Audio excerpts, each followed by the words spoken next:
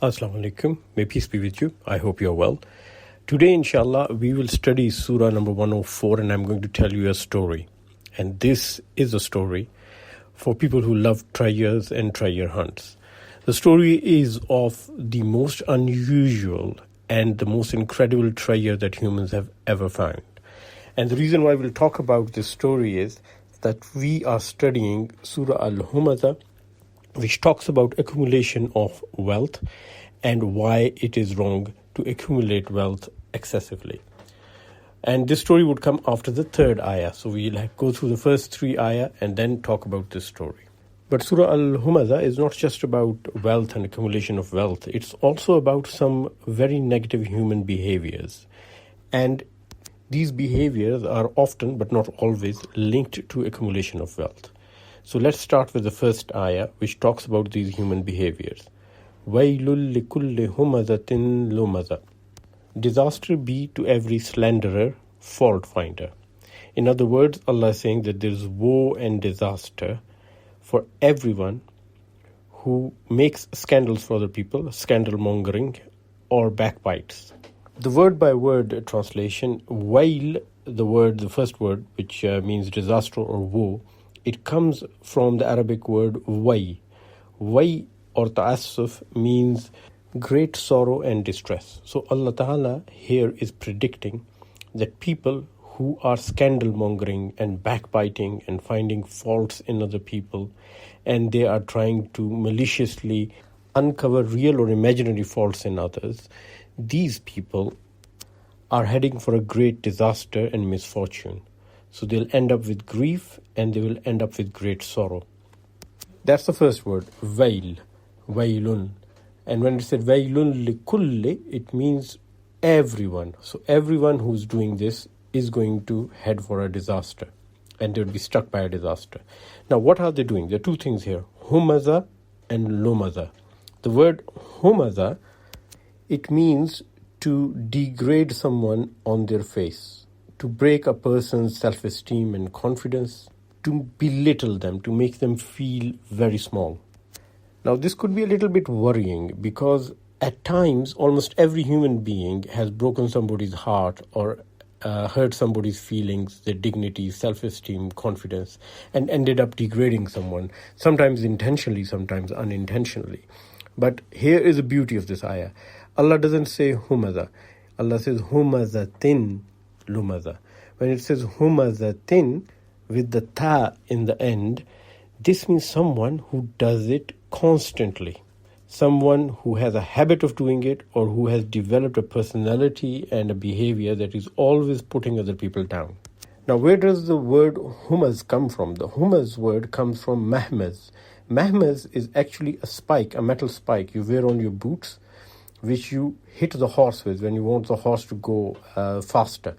Similarly, anything that you carry, like a stick or a spike, to make an animal walk faster, that is known as mahmaz. And this ayah is talking about the human attitude in which you are trying to hurt other people to make them do something for you. And you are never giving any positive feedback. You're not giving any positive reinforcements. You're always trying to put them down, to make them work for you or make them do things that you want them to do. Like a very bad boss who would always put down the employees. But the second word, lumazah, that comes from lumaz, which means saying something behind the back. But this is usually sarcasm, laughing at others, not laughing with them, humiliating them, backbiting, and slandering them behind their back. Again, we all end up doing this every now and then, and it is very worrying if there's a great disaster for everyone who's done that. But again, Allah is using the word lumazati. So the ta in the end shows that this is only referring to those people, all of those people, who are doing it constantly as a habit and who have developed a strategy to do that. Now, both of these activities, they could be spoken or unspoken. Even gestures and body languages come into it. Humazatin lumazah, according to the Arabic grammar, this doesn't mean just the spoken words. It's also the gestures, the look in the eyes of putting someone down. And human beings, we have about 10,000 or more facial expressions. Some of them last for microseconds, but the other human being could detect them. The other human being could respond to them, even subconsciously or unconsciously. All these expressions do get registered. Sometimes you get very negative vibes from other people, even when they're not saying anything, and they're not showing you any gross gestures on their face. That's because the micro expressions, the 10,000 of them, they get registered in your mind. It's interesting to know that one of the biggest functions of the human brain is to identify the gestures and expressions on other person or creature's face. Even if it's an animal, you can see the animal and you can understand what their gestures are. The second ayah is talking about a third kind of problem that people have. الَّذِي جَمَعَ مَالًا وَعَدَّدَ. He who amasses wealth and keeps on counting it. Allazi means the one or who. Jama'a means to accumulate. Ma'law means wealth, money. Wa'addada means to count and plan. And Jawahari says that when you say addada, it doesn't just mean to count literally in numbers, but also to count on it. You count on your wealth to help you. You count on your wealth to safeguard you. So that counting, addada, also accounts for that. Islam is not against wealth. Islam is not against economic heterogeneity. No, Islam encourages that. However, Islam is against the centralization of wealth, concentrating wealth, and not letting it flow in the society and reach to other people. And this is one thing which Islam has always discouraged. And Islam says that there should be a just and equal distribution of wealth. That is why it puts a tax system known as zakat on the people who have savings above a certain level. So 2.5% of their savings above a certain level, which is around 7.5 tola of gold, which comes around 87.5 grams of gold. So anyone who has above that limit, whatever is above that limit in value, should be subject to 2.5% of tax known as zakat, given once in a year. And why is this important? Let me give you an example. In the year 2014, the Forbes magazine said that there are 85 people in the world who own wealth equal to 50% of the world population. So half of the world population, as much money as they have, that was present with just 85 people in 2014. In 2016, this number had dropped to 62. Only 62 people in the world were having wealth more than half the world population. And in 2017, the number came down to 8. So in 2017, we don't know what the situation is now. I don't know if it's down to 1 or 2 or 3. But in 2017, only 8 people had more wealth than half of the people in the world. And that is the economic inequality which causes problems, because they are concentrating wealth and they're not letting it flow in the society, not into businesses, and they're just accumulating them. Now, before we go ahead to the third ayah, I want to mention you that so far we've identified 3 things. One is HUMAZAH, which is on the face, degrading people. The second is LUMAZAH, behind the back, humiliating them. And the third is collecting wealth and concentrating it. And these 3, independently, they are heading for disaster. Any combination of the 3, if you are backbiting and degrading on the face, or backbiting and accumulating wealth, or degrading and accumulating wealth, or doing all 3 of them, again, the person is heading for disaster. And very interestingly, often people who are rich and they have a lot of money, they are the ones who tend to look down on the others. You will never see in the hierarchy of a company or a business that the lower staff are mocking or they are backbiting or degrading the boss. No, it's always from up to down. So whoever is more resourceful and has more money, they tend to develop this attitude in which they are degrading people, they are breaking a person's self-esteem and confidence, and they're backbiting and humiliating them on their face, behind their back, by their words and by their gestures. Ayah number 3 tells us the reason why people accumulate wealth. يَحْسَبُ أَنَّ مَالَهُ أَخْلَدَ, thinking that his wealth will make him live forever. Now, this ayah has been translated by Muhammad Asad as thinking that his wealth will make him live forever. Same goes for Malik and Yusuf Ali and Mustafa Khattab. They say that people who accumulate wealth, they want to achieve immortality. They think that the wealth will make them live forever. But Maulana Maududi, a big scholar, he in his translation says that no, they think that they will have their wealth forever. The wealth is always going to be with them. In reality, according to the Arabic language, all of these scholars are right. People who think their wealth will live with them forever also assume they're going to live forever. And people who think they will live forever also assume that whatever material things they have are going to stay with them forever. It's not that they don't know they're going to die. Death is one big reality of life which everyone knows of but tries to ignore. And they live in the illusion that it's not going to happen today and it won't happen in the near foreseeable future. And the attitude they show by accumulating wealth, like for 8 people to accumulate wealth more than half the people of the world, or equal to half the people of the world rather, to be very accurate, that just shows an attitude in which they do not think that they're ever going to lose this wealth and they're ever going to part with it. And the 3 words used in this ayah, which are very important, يَحْسَبُ Anna malahu akhlada. Yahsabu means to assume. Anna means that. Malahu means his wealth.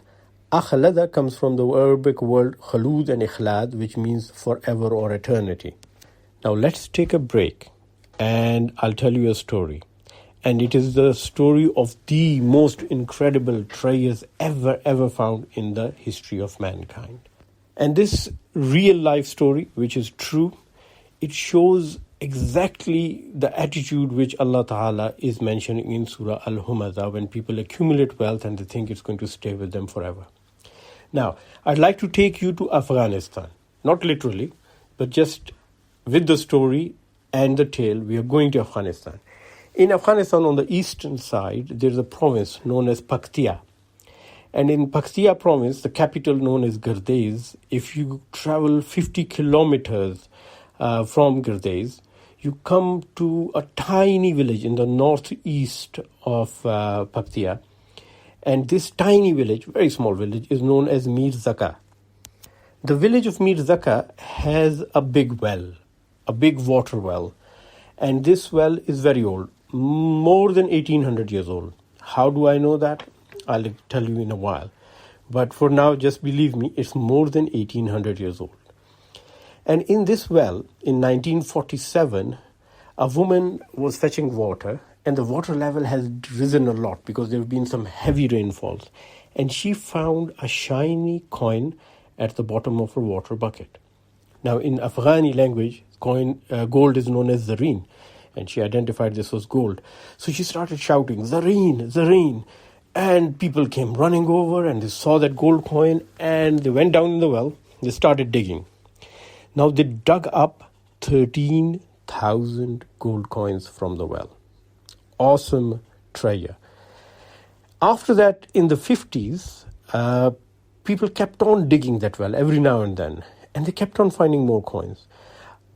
A total of 1,800 kilograms of gold, silver, and bronze coins were found from this one well.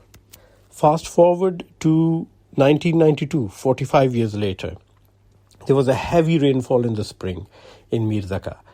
And once again, when the women were taking water out, another woman found a gold coin at the bottom of the bucket.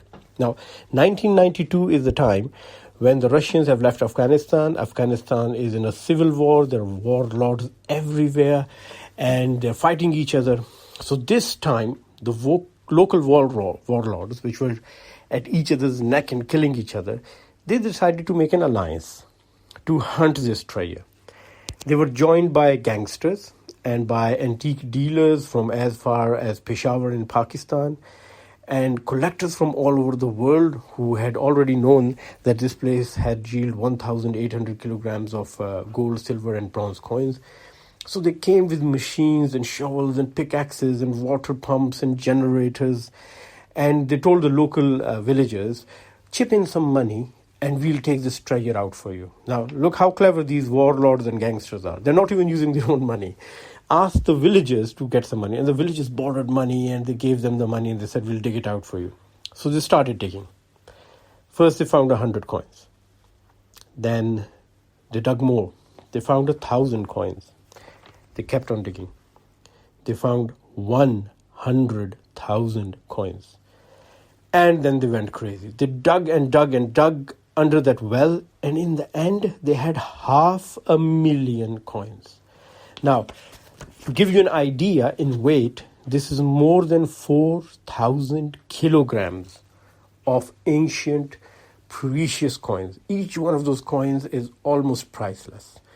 Some of them were so rare, like there was a medallion, a gold medal from the time of Alexander the Great, which had a real life picture of Alexander. Most of the coins and pictures of Alexander you see nowadays, they are from hundreds of years after his death. But this gold medallion was from his time. It showed Alexander wearing a crown made of an elephant's head, and on the other side was a big elephant. And this was probably a medallion he gave to his top-notch soldiers after he won the war against Raja Porus, who was a big Raja in Pakistan, present-day Pakistan. So even that just one coin, out of this more than 4,000 kilograms of coins, that is worth in millions. In the end, they're finding more than 4,000 kilograms of coins, and that's not all. They found 770 pounds of gold and silver artwork, things which were never seen before, many of them unique. And they took it all with them, and the poor villagers hardly got anything out of it. This cachet, this hoard, was worth in the billions. And today, 2,500 kilograms or more of that is lying in Switzerland. The Afghan government is trying to get it back, and the Swiss government is not even answering them. They're not even picking up the phone when they call them. But the interesting thing is that these coins, they came from 5th century BC till the 2nd century AD. That's 700 years. And in the 2nd century AD, somebody dropped all of those coins in the well. That's why I told you this well is at least 1,800 years old. Nobody lives for 700 years. So whoever started to accumulate and to hoard and collect these treasures, the coins and gold and silver artworks, probably died and left them all behind. And then someone else came and added more to that collection and died and left it to someone else. Over 700 years, it could be as much as 28, 30 different generations who did that. And every one of them collected it with the thought that it belongs to them and it's theirs. And they were collecting and not spending and not giving it to anyone, not giving to the poor, not investing in businesses. They were just hoarding and collecting. And after 700 years, whoever the last, I don't know, would you call him lucky? Or maybe the most unlucky person in the world, who had this biggest treasure in the world, he had to dump it all in the well to keep it safe. Why did he dump it? We don't know. He might be running away from some enemies, some armies attacked, dumped all of it and thought, I'll come back and get it. But never came back. After 1,800 years, who got it? Some villagers, and later on, bulk of the treasure ended up with warlords and with gangsters, and from there to collectors, and from there to Switzerland, and everyone was holding on to it as if it belongs to them. أَيَحْسَبُ أَنَّ مَالَهُ أَخْلَدَ. They were thinking this wealth would stay with them forever, but it doesn't. It won't even stay in Switzerland forever. Even Switzerland, they've got hardly half of that hoard, of that treasure, but it won't stay with them forever. They would die, pass it on to someone else. The wealth would just lay there, and when the world ends, it will end with it. And how ironic, we don't even know the name of the person who started collecting this treasure. We do not know the name of the person who dumped it all in the well. We do not even know the name of the people who took it out. We do not know even the name of the woman who found the treasure. And who nobody has even heard of Mir Zakah. Even if you Google it, you hardly get any references to Mir Zakah. Yet it is the biggest example of hoarding treasures and money and thinking that it lasts forever. الَّذِي جَمَعَ مَالًا وَعَدَّدَ يَحْسَبُ أَنَّ مَالَهُ أَخْلَدَ. Back to ayah number 4. كَلَّا لَيُنْبَذَنَّ فِي الْحُطَمَةِ. Not at all. Such a person will be tossed into the crusher. So you hoard the money, you prefer to chuck it in the well rather than to give it to the poor and the needy. You are not going to benefit from it in this world or the life hereafter. So kalla, not at all. Layumbazanna. The word layumbazanna comes from the word nabaz. Nabaz means to throw something away because it's worthless. So like you throw stuff in the garbage, that is nabaz. And we talked about it before, that Jahannam or Gahnam in Arabic language comes from the Persian word, and it means a rubbish pit. And Allah says that people who fulfill the purpose of their life, they would be like collector items put in heaven. And those who lose their purpose and who degrade themselves and make themselves worthless, they would be put in a place known as Jahannam, like a garbage pit. And here again, that thing we see in Layum Bazanna, thrown away like a worthless item. The ancient scholars who have commented on this ayah and the word Layum Bazanna, they said in Arabic it can be pronounced in 3 ways. In Arabic, many words were pronounced differently by many tribes in different cities. Even today, like if you have English language, you go from one city to another, they pronounce it differently. For example, in London, the word bus is pronounced as bus, but when you go up north to East Yorkshire, it's called a bus. So the pronunciation changes. Sometimes the meaning is altered with the pronunciation and sometimes it's not. For example, in Surah Ash-Shams, Allah Ta'ala says, وَالشَّمْسِ وَضُحَاهَا وَالْقَمَرِ إِذَا تَلَاهَا. But there's a tribe outside the Quraysh who read it as وَالشَّمْسِ وَضُحَاهَا وَالْقَمَرِ إِذَا تُلَيْهَا. But the meaning doesn't change. The pronunciation changes from duhaha to duheha, from talaha to tuleha, but the meaning remains the same. However, layumbazanna is pronounced in 3 ways. When you say layumbazanna, it means to throw someone who's worthless. If you say layumbazana, in some tribes they said layumbazana, that means to throw him and his wealth as worthless. And some tribes used to pronounce it as layumbazuna. And layumbazuna means to throw him or her who is collecting the money and his friends or her friends along with them into the Hutamah, the crusher. From the tafsir point of view, it means all of it. So the person who's collecting wealth and not parting with it and not using it for good purpose would be thrown into the Hutamah, the crusher.